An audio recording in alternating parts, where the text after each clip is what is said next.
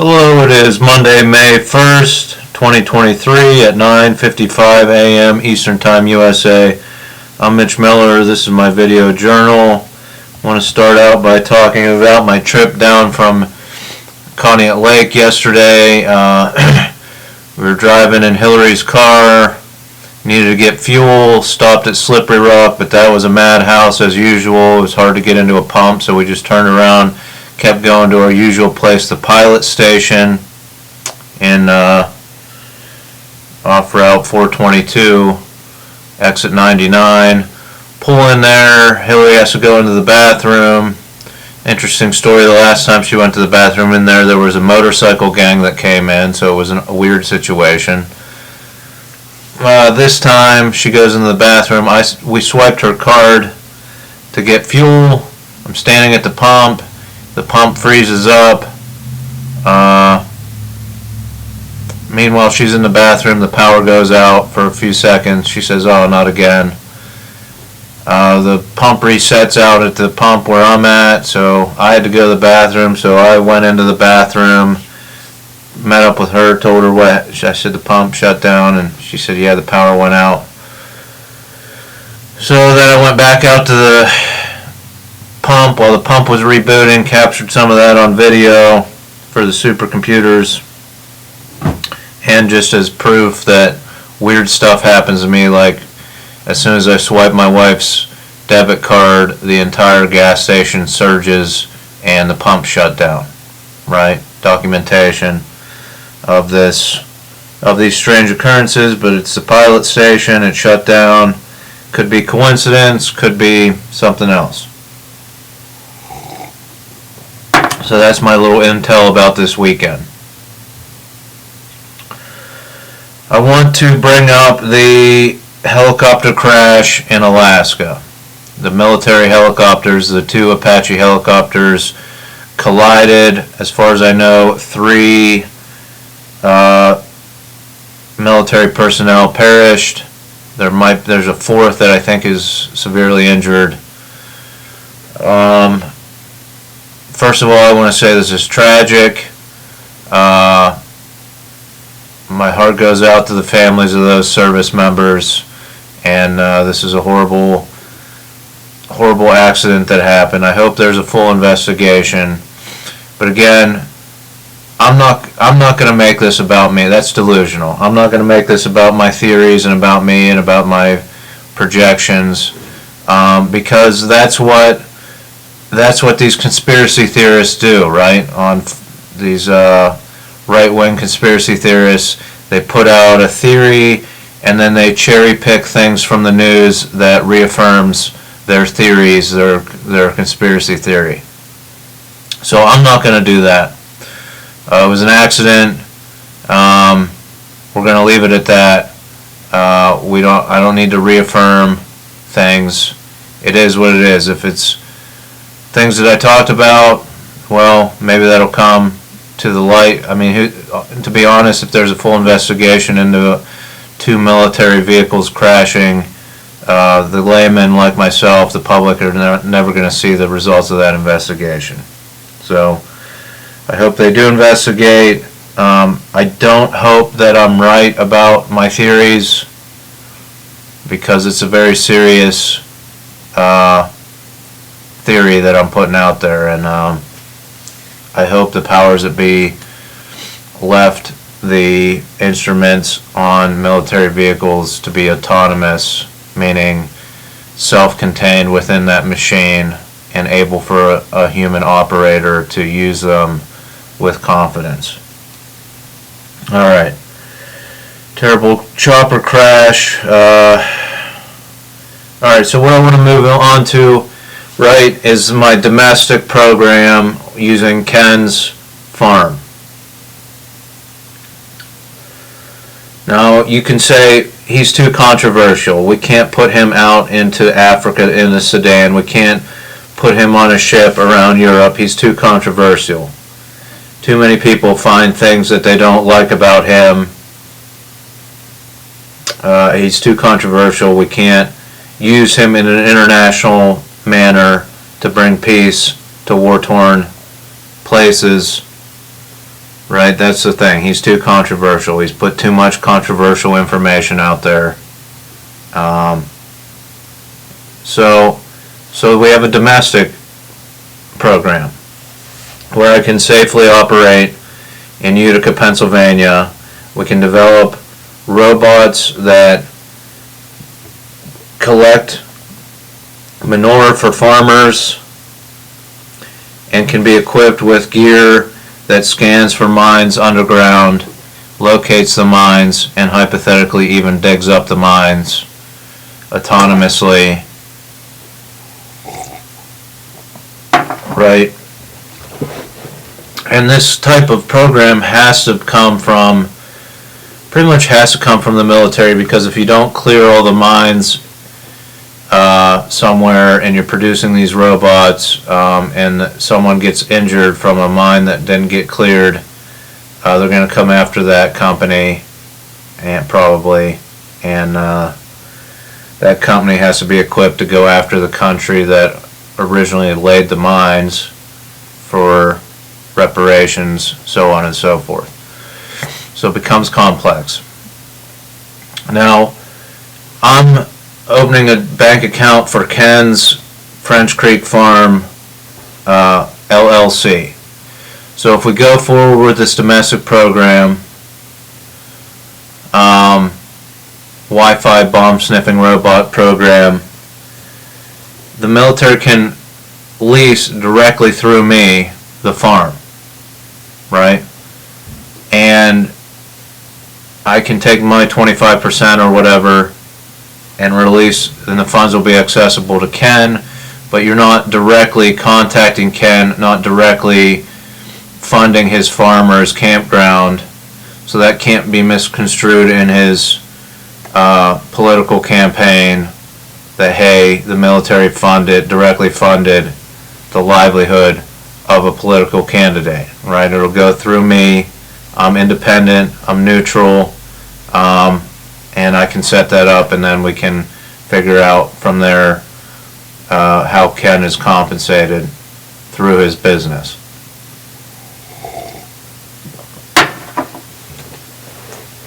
So we have a scenario where we have a Wi-Fi wireless emitting device that sits at ground level, and the mine sniffing robots work around that. This is a good setup for a helicopter. Have the wireless device with a battery situation. Helicopter can drop it directly into the middle of a minefield or in the next section of a minefield. The mine robots can prioritize delivering a pathway directly to that wireless device first off, so that we can then run electric and from a generator that's safely off the minefield onto the wireless transmitter, so then the robots can finish demining everywhere where that wireless signal is mapped out to be, right? So if we continue with this design for these robots, we put a high-powered wireless transmitter near ground level in pasture fields for cows, and we have the robots working around the cows picking up the manure. And the reason I want to get into this is, if you want to hear conspiracy theory, I've been leery to put this out there, because if I'm wrong, it could mean I strummed up hysteria over nothing, and also I'm not a female, so I feel apprehensive about making these claims. So I wrote it in a screenplay. It's available on my, it's not published publicly anywhere. It's a file on my computer. It might be on this too, I don't know where the file lives, where all the file lives, but it's a screenplay called Don't Make Waves. And I wrote about my theory that breast cancer in women, now more occurrences of breast cancer are going to occur in women because they have mammary glands, men don't, right? that's an acceptable theory. But my theory is breast cancer in women can be traced to underwire bras creating interference with all the radio waves and the wireless waves near the mammary gland and producing breast cancer in women at higher rates, right? So the underwire goes under the mammary of the woman, the mammary comes down over the underwire slightly, and all the wireless waves inundating our bodies, starting with radio waves way back in the late 1800s.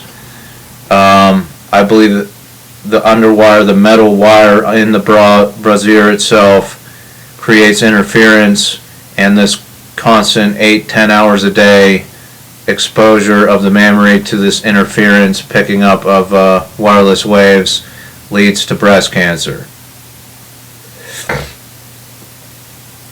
So I wrote it a little bit more interestingly in the screenplay Don't Make Waves. If you'd like to see that screenplay, I can publish it to my websites. Just write to me and I will publish it. I even wrote on there, I wrote a similar screenplay to Respiration that I'd like to make with someone, and I've been waiting for someone to write me so that I could publish it or send it to them.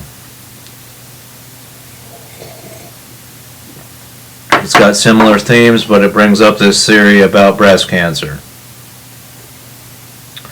So I'm putting that out there on my video journal. Again, I'm not putting it out there publicly. I'd sound like a madman and everybody would laugh me out of whatever, but I think it has some serious considerations that it could be that simple that we could prevent a lot of breast cancer if we switch to maybe a plastic underwire, which a lot of companies are doing, a lot of bra companies are offering no underwire. So again, how do we, and that's conspiracy theory, right? An evil collective of men developed underwire bras to kill off more women, right? And they promote underwire bras through fashion and things like that to kill off more women, since there are, in general, slightly more women are born on this planet than men.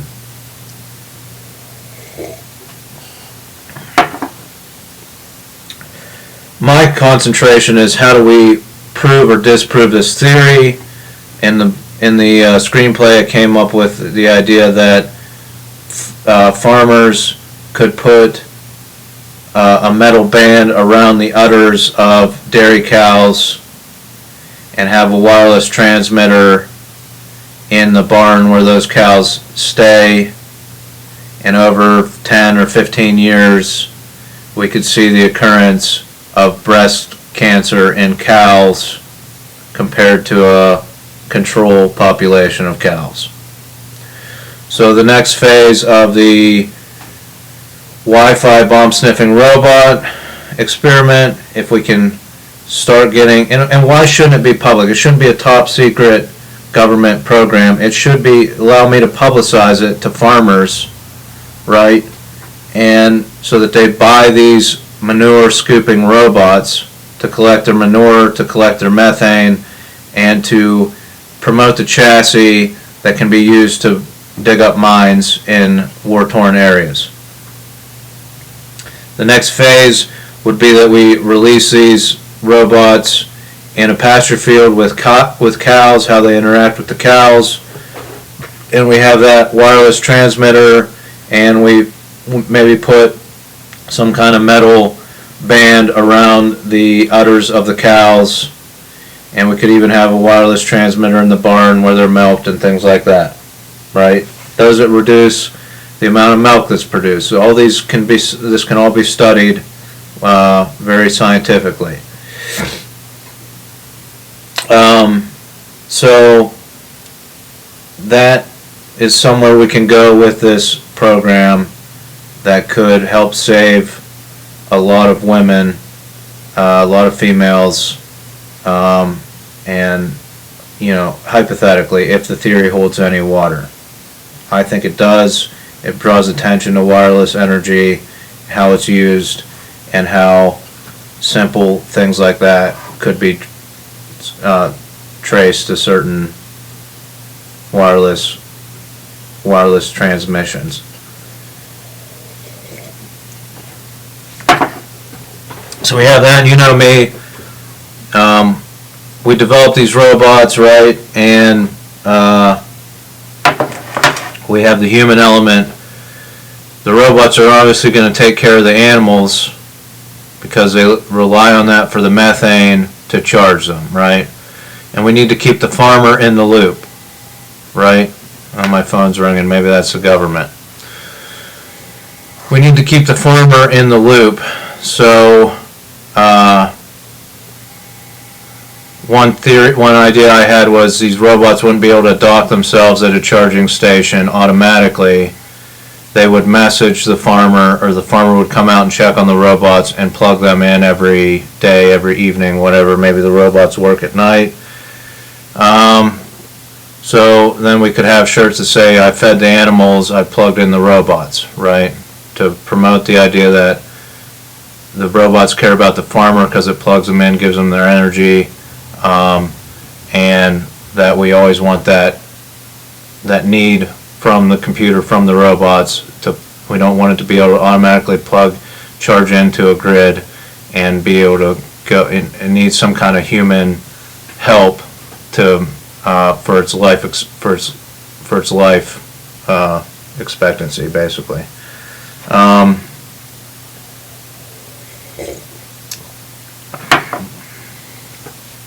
Just like we now need help from computers and machines for our lives. So that's the thought. That's the next iteration of it. Maybe in the next year we can get into the cow pasture and see, and the robotics companies can study how the robots interact with cows and things like that. So that's the next iteration, but I think first we lease this farm through me from French Creek Farms LLC. We reach out to robotics companies to develop these robots. We study the plants that are planted down at the lower field at Ken's farm with this wireless device in it, and we develop the program domestically. If you're not going to put me out in the field, that's fine. The least you can do is work with me to fund this very important research, I believe, and you should be able to free up ARPA or DARPA or whatever money to research this stuff, and we can promote it, get farmers on board with buying these robots, and say that will offset the cost to produce them for places like Ukraine, other farm countries that have been heavily mined. Thanks for watching. Join me tomorrow when I talk about a little bit about the Supreme Court, pedophilia. We'll bring up, other themes that I've brought up before. And another conspiracy theory. Thanks for watching, and join me tomorrow.